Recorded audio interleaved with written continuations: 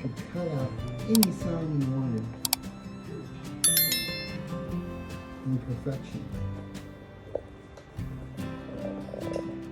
You know that? It takes a lot of time, and I feel like it looks better doing. No, Well, it doesn't. not looks better, but I did it! Yay! No theocratic rule. Stay away from my vestibule. Look it up if you don't know what it is. I was about to say that.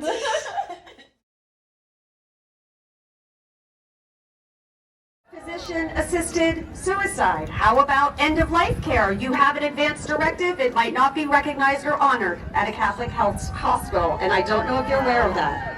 That's crazy. LGBTQ care. All different types of services, even in vitro, prohibited.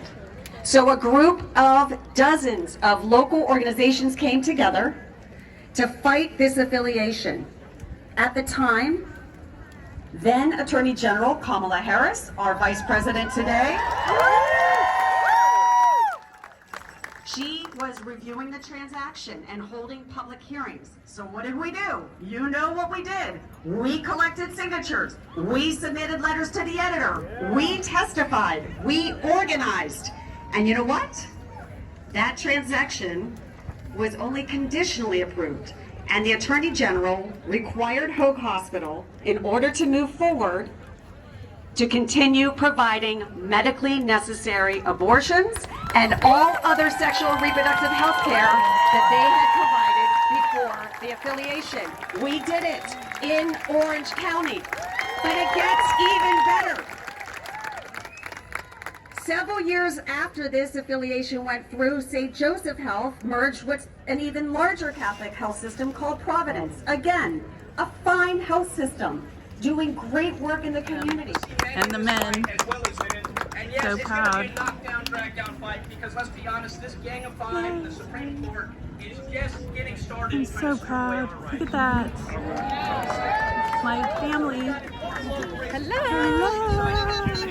Yay. Judges, county supervisors, county board of There's my education, husband. district attorney, and of course, control of the House and Senate is going to be decided in the upcoming November Hello. midterm elections. So those are the against abortion people. It's quite interesting because thou shall fuck off is what was screamed just a few minutes ago. And then you have the pro-abortion. And you hear a lot of sad stories of how women are struggling and what they have to do in order to be able to stabilize their families. So you get sometimes I wish we weren't so polarized to see different views. But I'm grateful that these people are here because I came from a theocracy and no one knows what someone else is going through unless you walk through their shoes. And that's something that you forget, I think, as someone who is a for-life Christian. Everybody's different. So I don't see a lot of women in here for the, against abortion people. And it's sad because saith to them that are under the law, that every mouth may be stopped and all the world may become guilty before God. Therefore, by the deeds of the law, Not to me. I have to go back here and get my water. Good morning. God bless you. God bless you. God bless you. Now the righteousness of God without the law is Go through and thank you for that. Thank you. So it's just so weird, men are so harsh. They've always been in our community anyway, as Jehovah's Witnesses. They've always been harsh. They don't want to see women. They don't want to see how things that they say affect women. So unfortunately, being in a strict fundamentalist group like I was, people just don't understand unless you come into a small group of us, of women that have had to deal with this for a very long time. it's nice to be able to have a voice with other women. That's something that was never allowed as a Jehovah's Witness. You could never, I'm going to switch you around. Sorry, I'm a little sweaty. You could never voice your opinions. It was dangerous. And I knew that as a Jehovah's Witness. To voice my opinions? No way. I'd have to often quietly just go off on my own, and I knew better. I knew better than to talk to other women inside the community, because it was I don't think any of us really ever understood each other, to be quite honest. I had taken, I'm going to tell you a story. I have a good friend. I had taken her sister-in-law we were all going to, sorry about the helicopter. I was picking her up. We were all going to hang out in Palm Springs. And her sister-in-law was a baptized Jehovah's Witness, and she actually ended up having a good friend who was an elder's daughter. And she got an abortion. The elder's daughter did.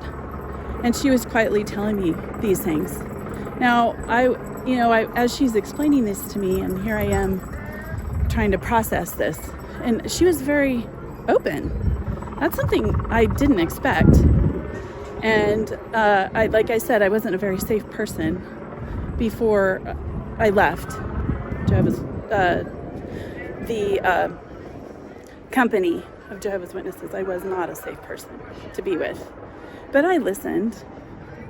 And of course I had a judgmental attitude because I didn't understand. But looking back, I mean, I've seen how other women got processed in the company. And generally, if they had a baby, they were ostracized. You didn't get help. So I don't blame her for having the abortion. It was important because her father was an elder. And can you imagine?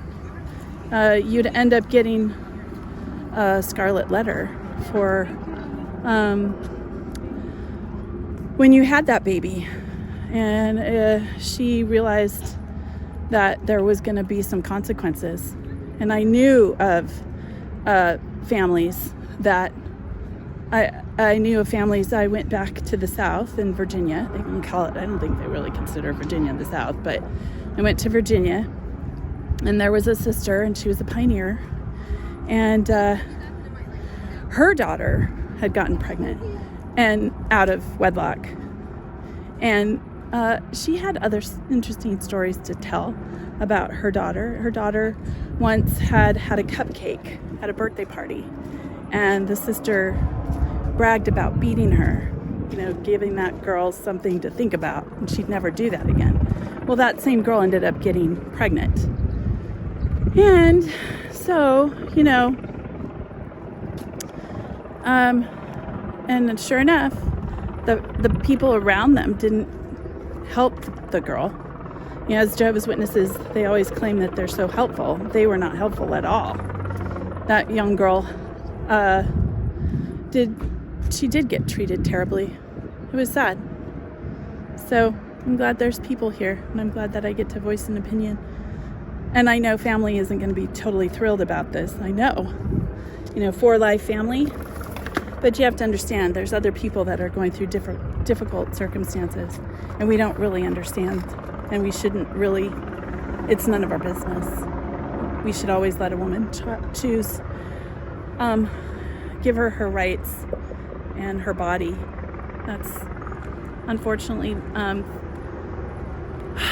people in patriarchal societies or with a theocratic mindset. Women don't have rights at all, pretty much. They say they do in the organization that I was in, the company that I was in. They say they have rights. But if a woman was to go up to an elder and say, I want an abortion, she would definitely get disfellowshipped.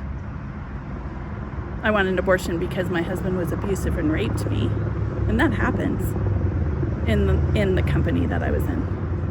So, yeah. Thanks for letting me share. It's been a really warm day, and my girls are here. I'll show you a couple more. Things around here. Some more footage. Jason wanted to come, but he had to work. He had to do stuff. So he's supportive, and I'm grateful.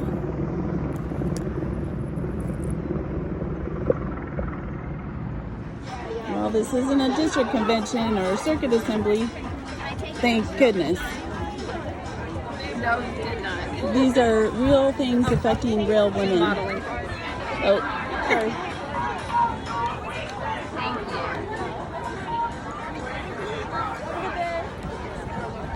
Wow. Good morning. Good morning. How you doing? Good. How are you? Thank you so much for being here. Oh, thank you for having us. Would you like to write down your story?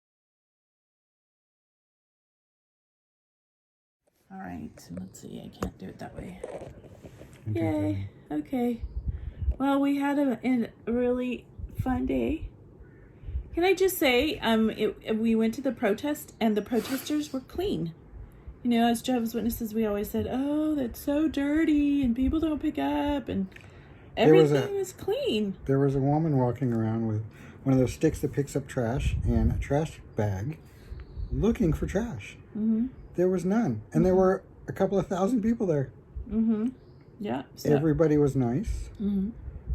It was great. That was really. There wasn't any sort of fighting or anything like that, and mostly a lot of the irritation came from people who were pro-life and were cussing. And like the man that was cussing, if you heard what I said, he said the F word and fornication under consent of the king. And then he's all F off. I'm like, you're telling people to go and do that. That's not a really smart word to use. I just don't think. I don't know. I don't like that word. But I mean, you know, people say it when they're angry, but they don't understand what they're saying. Especially if you're telling people to stop the result of what that causes. Anyway, that's weird. Well, I don't know. No, I'm tired. It was hot. Waters were passed out. That was nice. It was pretty uneventful. We had just a really great experience as a family. That's something that I really wanted for my girls. And we experienced it with another family, which is really, I'm so grateful. Thank you so much, Jill and Jack Stewart, because they love us. That was so nice. They really have taken us in, and that's made us feel so good. You know, she's real knowledgeable about the things that are happening that I'm certainly not knowledgeable about, and is very willing to help and share. Right? Yeah. Yeah. It was Do a you good want to time. say anything? You got to make it. I made it. You made it. I had to do some work this morning, but I met him there. Yeah. It was nice. It was a good time. Yeah. And then we went back to our old stomping grounds in Huntington Beach. Mm-hmm. And we went to Wahoo's. I just do want to say that what we're dealing with now is watchtower-like control. Because these 3 judges or 5 judges are very religious. In fact, in the leaked opinion, he actually said the words, "what God wants." This is the United States of America. Separation of church and state. No more, I guess. No. And I'm going to link you to a really interesting Christine Amanpour. She was really neat. She's been a news anchor woman for many, many years, gone all over the world. And she happened to interview a certain advocate of pro-life. And he started up... From 50 years ago. Yeah. He started up the propaganda that was necessary in order for the far right to focus its people on something other than segregation, because they had lost that. The southern white Baptist type people lost the opportunities to keep black people in their own, away from them. So then they started focusing on abortion. But Billy Graham, right? Was it Billy Graham? Billy Graham was against it. Billy Graham was for women's pro-choice. rights. Yeah. Billy Graham. So I'm going to link that down, along with Planned Parenthood. Not that we're for Billy Graham. He was a piece of work. Yeah, no, I'm just saying. I didn't know that. So you'll find the information quite interesting with this. This man had been involved in when he was younger, and he's now 70 years old and regretful because he was one of the leaders that really sent the information and spurred on the anti-abortion movement amongst the Christians. At the time, they weren't even interested. So I thought being a Christian, now not having any religious affiliation whatsoever with any religion, I just found it very insightful because I had no idea. I didn't know those things. I was born at that time. Oh, yeah. Yep. So Planned Parenthood will also give you information about Planned Parenthood. That's where I went when I first got married. That's where I got my all my checkups and my contraception pills, right? The pill. I got the pill. Yeah. So they were very helpful to me because I didn't have anybody to go to when I was in the company of Jehovah's Witnesses. In the publishing company of Jehovah's Witnesses, I had no one to go to, and the women weren't very helpful, and my mother certainly wasn't. So I had to try and figure out how I was going to do stuff, and that was new to me when I first got married. I didn't know anything. Nope. They had to educate me. Yep. So we just wanted to share with you our experience today. This is our third protest. You saw the protest that I did for the memorial, which I really wanted to be. I wanted to see other women. I like experiencing humanity. It's something as a witness, I loved people. I liked being around people, and this gave me an opportunity to see the other side that maybe I never would have. I know I would have never experienced had I stayed one of Jehovah's Witnesses. And it gives me a taste of activism in a different way, instead of behind my phone, behind my camera. Right? And it was an experience I really needed as a human being.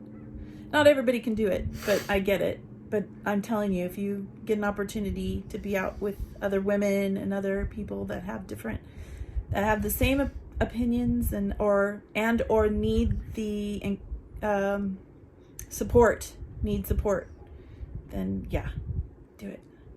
It feels good. Very encouraging. Very positive experience. Yeah. Okay, so Cool. follow your bliss. And be good humans.